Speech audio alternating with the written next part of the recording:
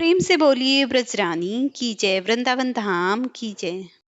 प्रिय भक्तों, आज की इस वीडियो में मैं आपको सत्यवान और सावित्री की कथा सुनाने वाली हूँ, जिसको सुनने मात्र से ही मनुष्य के जीवन में कितनी भी बड़ी परेशानी क्यों ना चल रही हो, कितना भी बड़ा दुख क्यों ना हो, वो सभी कट जाते हैं और मिट जाते हैं। अगर आपको ऐसी वीडियो अच्छी लगती है तो प्लीज आप इन्हें लाइक और शेयर करें। चैनल पर नए हैं तो चैनल को जरूर सब्सक्राइब करें।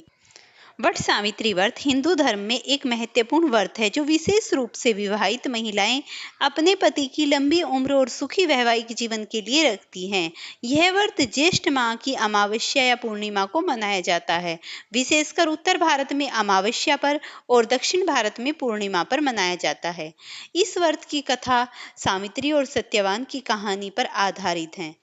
बहुत समय पहले राजा अश्वपति को कोई संतान नहीं थी।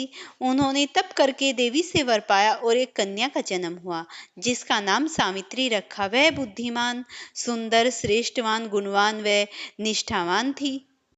सावित्री ने स्वयंवर में सत्यवान नामक राजकुमार को पति रूप में चुना, जो वन में अपने अंधे और राज्ययुक्त पिता के साथ रहते थे।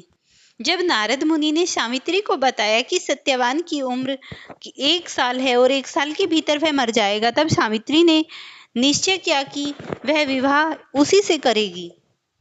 विवाह के बाद सावित्री अपने ससुराल में वन में रहने लगी और सत्यवान की सेवा करती रही।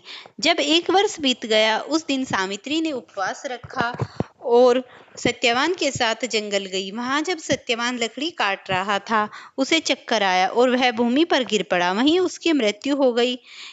यमराज, मृत्यु के देवता, सत्यवान की आत्मा लेने आए, लेकिन सावित्री ने उन्हें रोक लिया और अपने धर्म, नारी निष्ठा और बुद्धिमत्ता से उन्हें प्रभावित किया। यमराज ने प्रसन्न होकर उसे 3 वरदान दिए।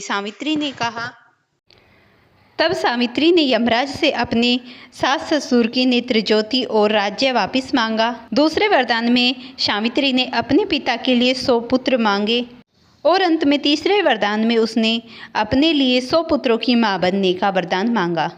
तीसरे वरदान में यमराज को सत्यवान का जीवन लौटाना पड़ा, क्योंकि बिना पति के वह पुत्रों की मां नहीं बन सकती थी। इस प्रकार सावित्री ने अपने धर्म और निष्ठा से अपने पति की मृत्यु को वापस पा लिया।